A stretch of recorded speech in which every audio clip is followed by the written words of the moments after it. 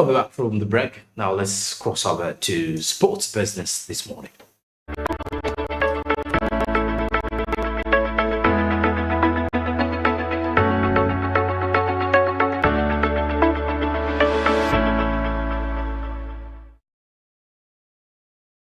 Now, for the World Championships come 2029, that is for the 2029 World Athletics Championships, Kenya is targeting to host the competition.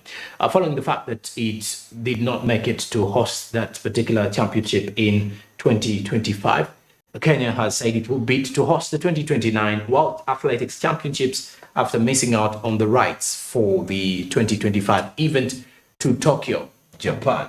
Now, the Kenyan capital of Nairobi was one of the three bidders, along with Senisa and Singapore, to miss out on the 2025 World Championships, as World Athletics awarded the hosting rights in July. Now, on the same space, Kenya did reveal that it will be bidding again to host the World Athletics Championships that will be held in 2029, and of course, that will add something onto the East African community region if we are to look at that particular situation or that same matter. With the current ongoing news, it's Nairobi, which is Kenya's capital, was one of the three bidders, along with Cilicia and Singapore, to miss out on the 2025 World Championships, as World Athletics awarded the hosting rights in July, and these particular World Athletics Championships will be held in Tokyo, that is in Japan. But well, as you can definitely look at, Kenya is one of those particular gifted countries when it comes to athletics, and in regards to the fact that they keep on winning the medals and all those. And when you look at some of those particular key athletes from Kenya, the likes of Eliud Kipchoge, making some huge rounds in the world of athletics and breaking different records. So we shall be waiting to see whether Kenya will succeed at this particular venture of hosting the 2029 World Athletics Championships. Now let's switch over to local football in Uganda, as Vipers have completed the signing of Martin Kiza. The signing joins the defending champions with a 2-year employment contract, as the Vipers Sports Club completed the signing of attack left winger Martin Kiza, becoming their first signing in January's transfer window. The versatile forward has penned down a 2-year employment contract at Chitende, which will run up to at least 2025. Kiza joins the Venoms after his stint with Express FC, a side which he helped clinch the 2020-2021 Uganda Premier League Championship and the 2021 Sekafa Kagame Cup. Previously, he also featured for South African sides Free State Stars in 2019 and Royal Eagles in 2020. He's also a former player at Kampala City Council Authority, where he started his career in 2014, and Sports Club Villa, where he spent about 4 years from 2015 to 2019. Now, following the updates from the Vipers website and official social media platforms, they welcome Martin Kiza to the Venom side. Lastly, from sports business this morning, we head to Cricket Australia, as Morgan Stanley has been brought up as Cricket Australia weighs up private investment.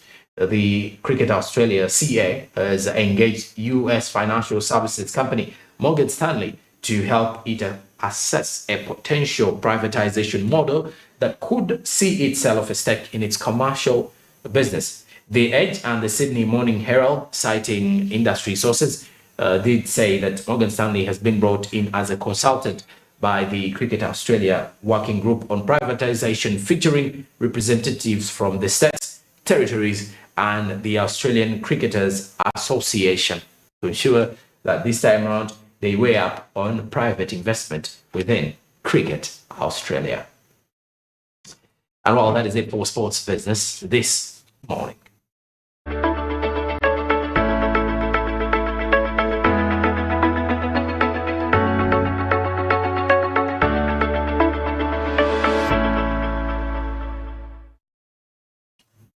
Now let's head to Baridi Andrew for the latest from the world of entertainment business. Good morning, Andrew. What do you have for us this morning? A very good morning, Jerome, and of course, very, very exciting this morning as we see quite lots of initiatives taking place, and of course, by the big players into the entertainment industry. And today we're going to review something on, of course, the media giants uniting together to have one advertising currency. Okay. You know that there is what we call an advertising currency. No, I didn't know about that. Lots of that. What advertisers, when advertisers like put an advert on a given media, Okay. there are applications which help them to determine how far their advertisement have reached to the viewers. So they base on that to value how much they're going to pay you for advertising. Well, and of course we shall be also reviewing the Stranger Things series. Jerome, you know that series? Yes, I do. Now the actors, their salaries increasing. Initially they used to earn about 250, some 25,000 per episode, but now on average, in fact, I will be earning 7.5 million US dollars per episode. Wow. Very, very interesting. Yeah, very interesting indeed. And Bariti Andrew takes us through what is making headlines from the world of entertainment business. Welcome officially to the business and entertainment this morning. And of course, we see quite lots of events happening.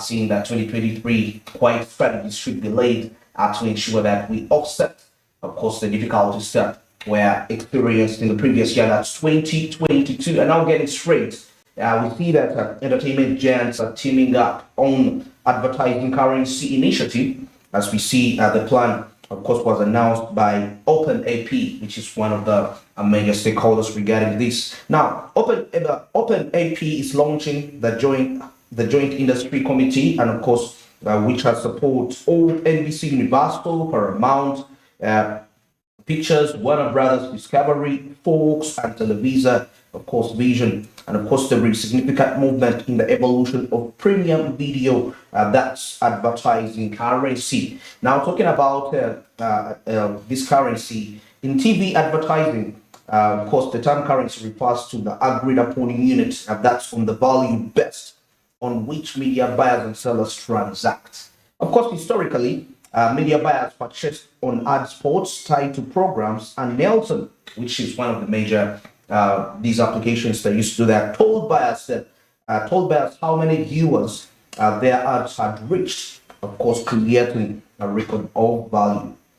So now these big media giants are coming up together to form just that one value currency. And this is aimed as a way to ensure that there are multiple currencies in there, and this will help to reduce on the excess competition if it's only individualized in that aspect. Now, further on the report, you see that on Monday, OpenAP, the advanced advertising firm founded by the owners of the most large TV networks, says it will create a joint industry committee to focus, and that's on premium video currency, with the intent to have multiple that currency options in place ahead of the 2024 upfront. Now, Warner Brothers Discovery, NBC Universal, Fox Corporation, Paramount Global, and Televisa, that's Univision, are all on board with a plan regarding that.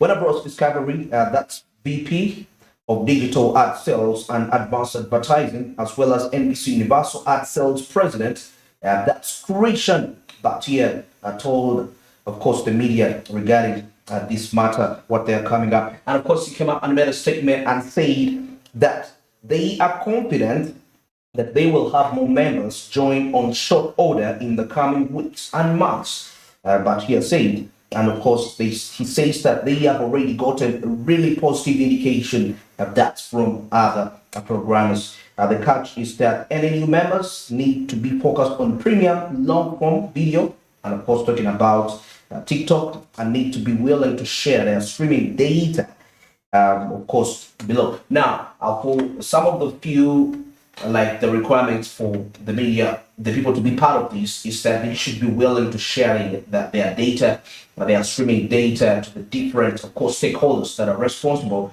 and this is coming to the advertisers, so that there is quite the right value being created for that particular aspect. Now, still, when I visit further the report, we see that the group intends to have viewership data audited, and of course by independent auditor, and got to work with third parties, and of course like the Video Advertising Bureau, That's the VAB, very interesting right there at Interactive Advertising Bureau, IAB, and of course looking at Association of National Advertisers, ANA, or somebody could call it ANA, and other trade groups to accelerate the measurement efforts. I think this is quite a great initiative, and they all be quite like there is going to be a common currency, advertising currency that these media are going to be, of course, putting into place, and there will be equal distribution in regarding to advertising, unlike before, which is not the case, And these people, the parties that are participating into this, the different entertainment giants, the Paramount Pictures, the NBC Universals,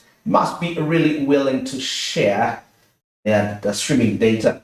They should be open up with the views regarding this, because this is for the common good and it's reducing on the competition regarding that.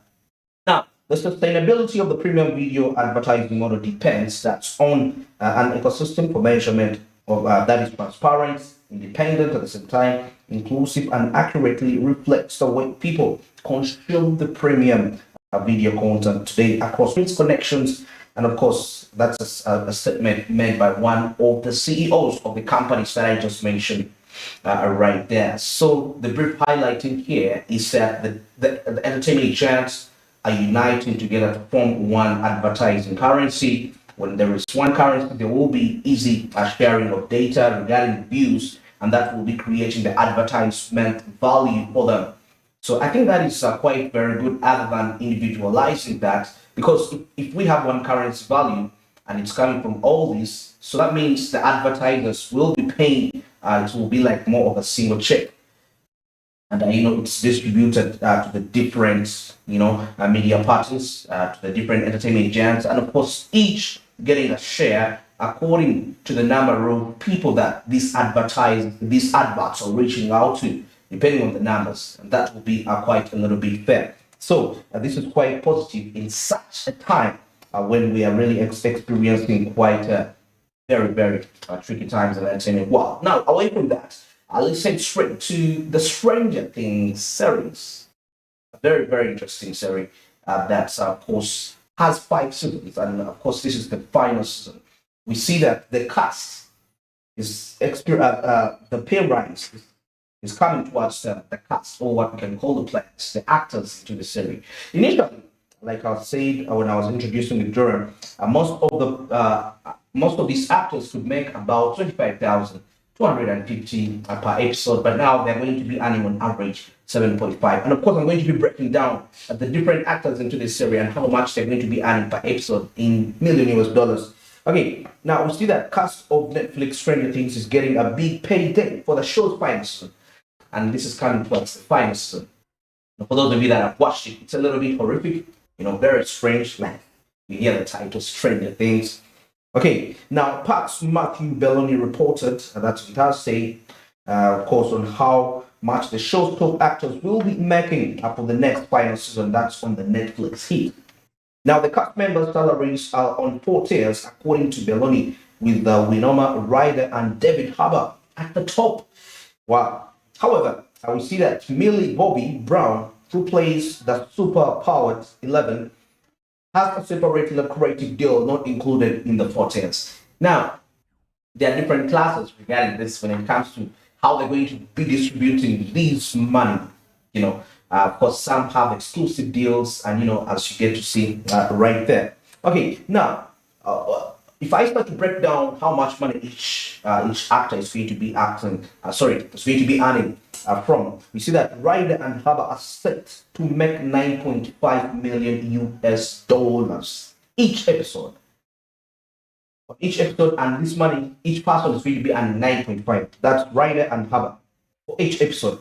Then we see there is Gaten Matarazzo, there is Caleb McLean, there is Noah Sacha, there is Finn Wolford, there is Sadie Inc., and of course the actors I've just mentioned, each will be earning 7 million US dollars, and this is per episode coming out. Wow. Other series regulars include probably these people whom they call, normal actors, who of course in every movie they are always there. They don't really necessarily play very big roles. They're not leading actors in a way. We see the likes of Natalia Dyer, there is Maya Howe, there is Charlie Heaton, and there is Joel Kerry, who will make over 6 million US dollars per episode. Wow. And everybody else will make less, according to their only others. So we are talking about probably the least person might earn about a million US dollar regarding that. But on average, according to what I've mentioned, each person is earning approximately 7.5 million US dollars. That's per episode. Now, we see that Netflix did not immediately return a request for comment from Insider. It is unclear when the season will start streaming.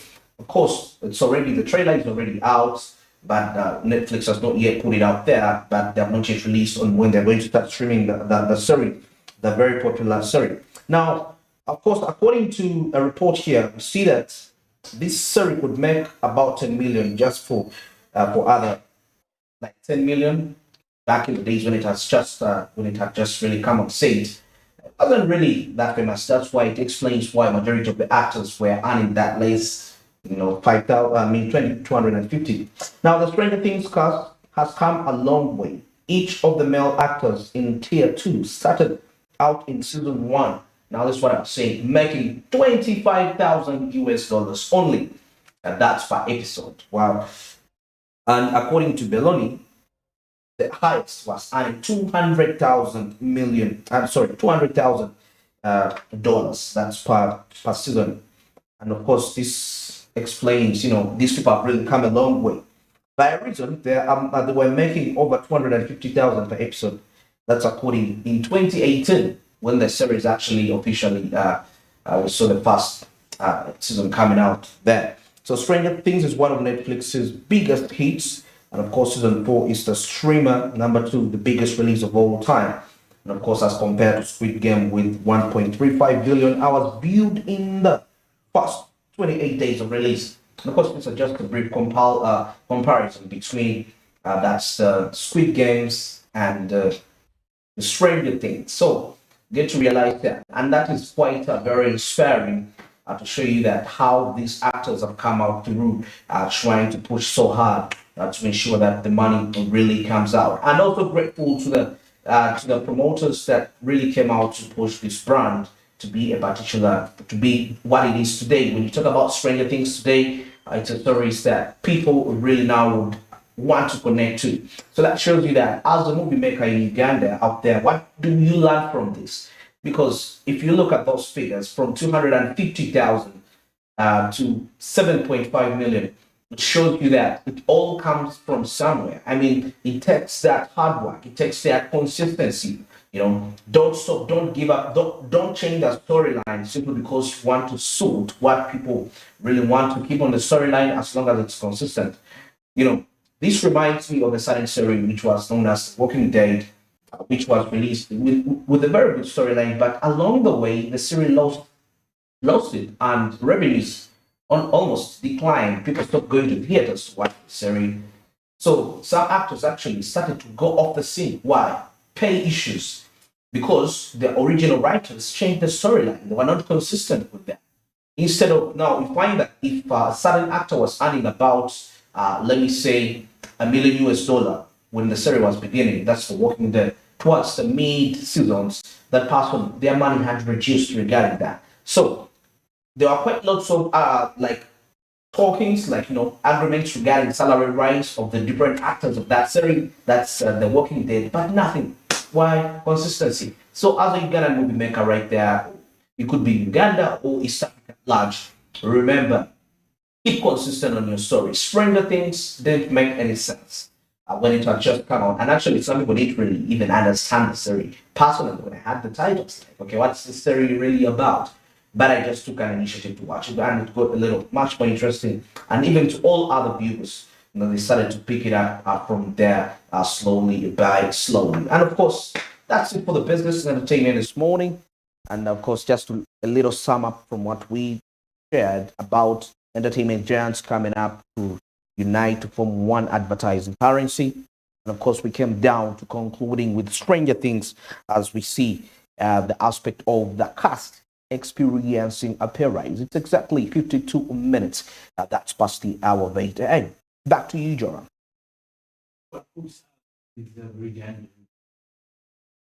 business in entertainment this morning. He'll be joining us later on with the on-ground conversations. But as we're heading into the break, quickly use the USSD code *292# and kickstart off your investment journey if you have not yet started one. With Zabu, there is an opportunity for you to grow your investment. And what you need to do is, if you want to invest in government bonds, you can use just a minimum of 15,000 Ugandan shillings if you have an account already, and kickstart off that investment and invest every single day. The markets open at 8:15 a.m. and close at 3:15 p.m. East African Standard Time from Monday to Friday. So these markets are closed during the weekends and on public holidays. Zabu, my money, my future. Altex East Africa, do something new.